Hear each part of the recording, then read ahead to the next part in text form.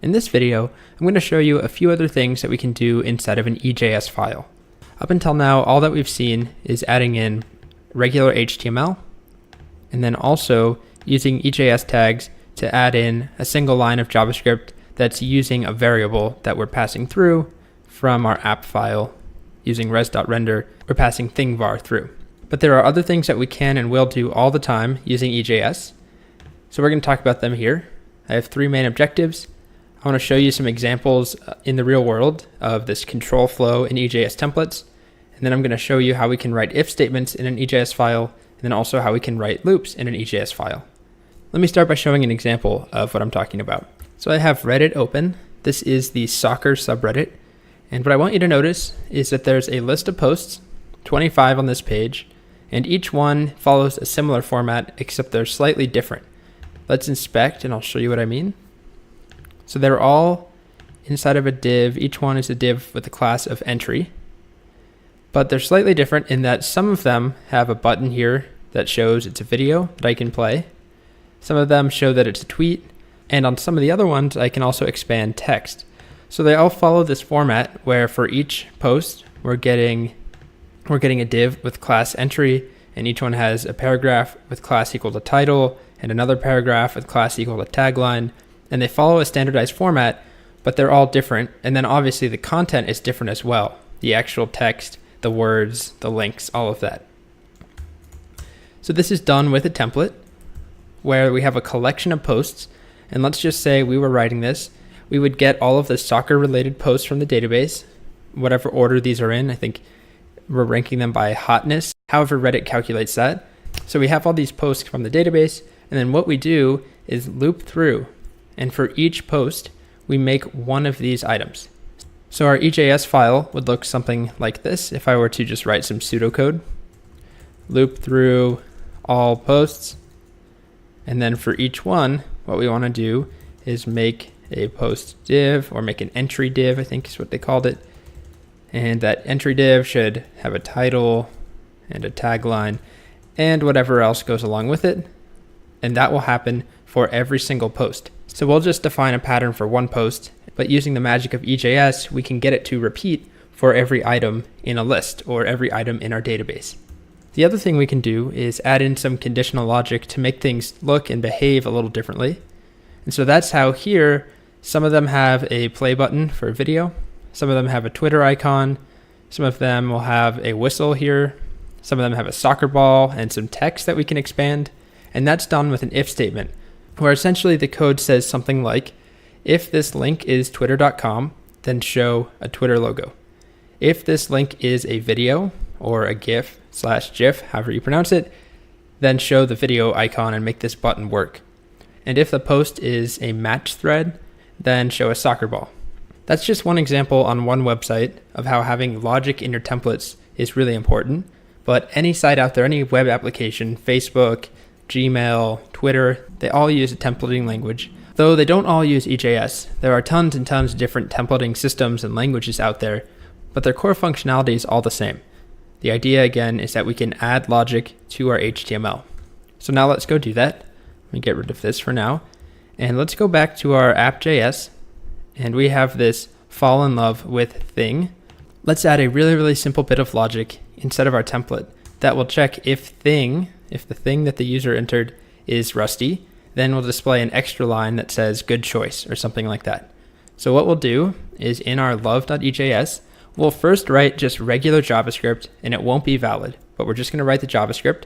So it would be something like if thing_var triple equals Rusty. And let's do lowercase so that we can account for uppercase and lowercase, and then we'll downcase this. So to lowercase.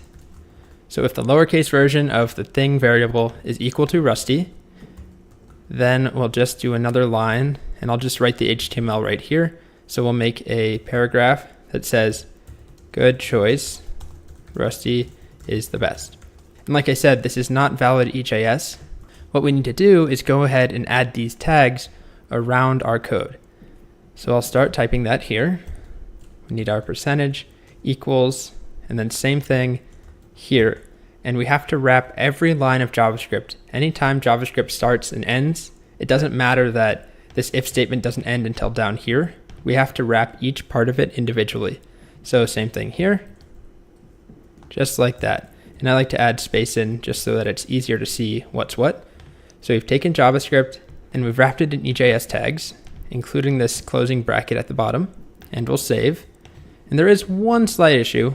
If I start my server and I go and refresh the page,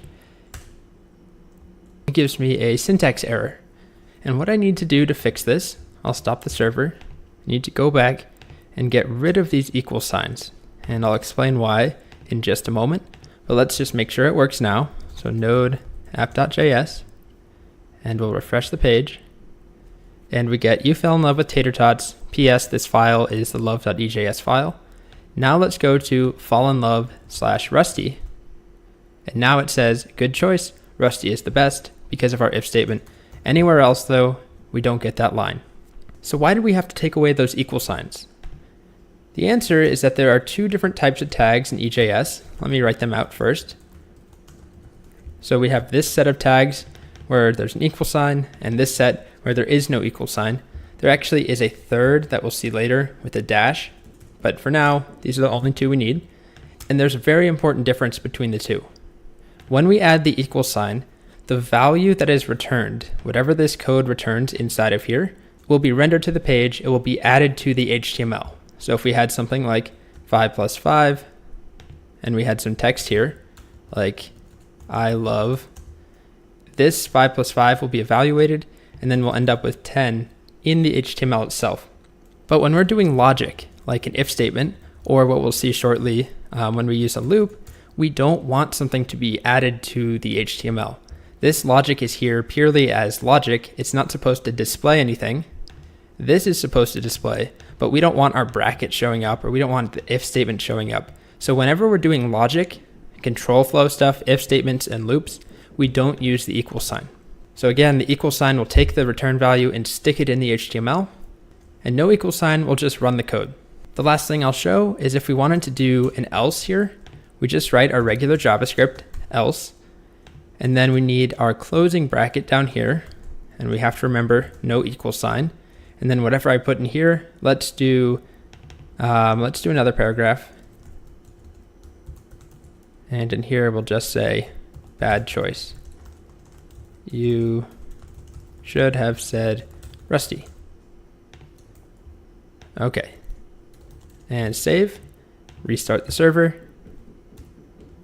refresh, and we get bad choice. You should have said Rusty, unless we type Rusty. Okay, so we have one file now that is responding not only in a different way depending on the variable that we pass in, but also depending on what the variable is equal to, we have some conditional logic. So that's half of what I want to talk about. The other half is how we can use a loop in a template. And to do that, I'm going to define a new post. And to do that, I'll define another route. So back in my app.js file, let's add in app.get, and we'll just get /posts like that. And what we're going to do is define an array of posts. And each post will just have a title and an author. So we'll define that array now, var posts equals an array. And then inside that array, we'll have a few objects where we have title is post 1, author is Susie. And then we'll do the same thing just to have some starter data. And we're going to pass this data through to our view. And in the view, we're going to loop through it. So we'll have some more creative posts here. My adorable pet bunny. And can you believe this Pomsky? I think that's how you spell it. Okay. And the author can be Charlie. And then this one will be me. And we'll save. And then we're going to res.render a file. So res.render, and our file doesn't exist yet. Let's just call it posts.ejs. And then we'll pass in our data. Posts is equal to posts. So again, this refers to the name of the variable. And posts here is what we'll call it inside the template. And it's pretty common to see them called the exact same thing, but it's important that you know they are different. And that's all we should need to do. We'll save, and then of course we need to make the template. So we'll do touch views/posts.ejs, and then we'll open that C9 views/posts.ejs, and we'll start by just having a simple H1 here that says the posts page. And let's add in some EJS tags and just print out the value of posts, just like that. And we'll save. And now we can start the server, node app.js. Go here, and we need to go to /posts. And you can see we get our template. It says the post page. And when we print it out, or when we use the % equals EJS brackets, we get the array here, but it doesn't actually show everything. It just says object, object. And we want to loop through each one and just make an li. And the li should say the author and the title. So to do that, let's write the plain JavaScript first without EJS. So we'll have a loop, and I'll do it with a for loop first. So for var I equals 0, I is less than posts.length, I plus plus, just like that. And then inside of here, what we'll do is make an li. And for now, we're just going to put post goes here and save that, and we can get rid of this. And then we need to go in and wrap this with our EJS brackets. And remember, no equal sign, because we don't want the loop itself to be displayed. It's just the logic. And we do the same thing for this bracket at the bottom and save. And what we expect to happen now is it will loop through from 0 up until 3, so 3 times, and it will print an li each time that says post goes here. And if we restart the server and refresh, you can see we get 3 LIs. Of course, now we want to make them say the actual content of the post. So that's a little bit more work, where instead of an li that just says post goes here, we need to add JavaScript inside the li. And what we want to write is posts I, and we'll just do the title for now, .title. Remember, each post has a title and an author. Okay, so we'll start the server over, go back here, refresh, and we get our 3 titles. Let's do one last thing, which is make this in our template so that it also displays the author with a dash, and we'll bold the author. So it's another set of EJS tags where we're going to say posts I dot author. And the reason we need another set is that we want this dash between the two. And I'll also make a bold tag. We'll do strong, and we'll put the EJS inside of that. So it looks like a lot. Let's indent this a little bit better. So we're making an li for each post. Oops. There we go. And we're going to have the title dash strong around the post author. Okay, now we'll restart and refresh. Looks like it didn't save the file. Now we'll restart and refresh. And there we go. We get post 1 dash the author, which is Susie, and then the next post dash the author, Charlie, and the authors are in bold.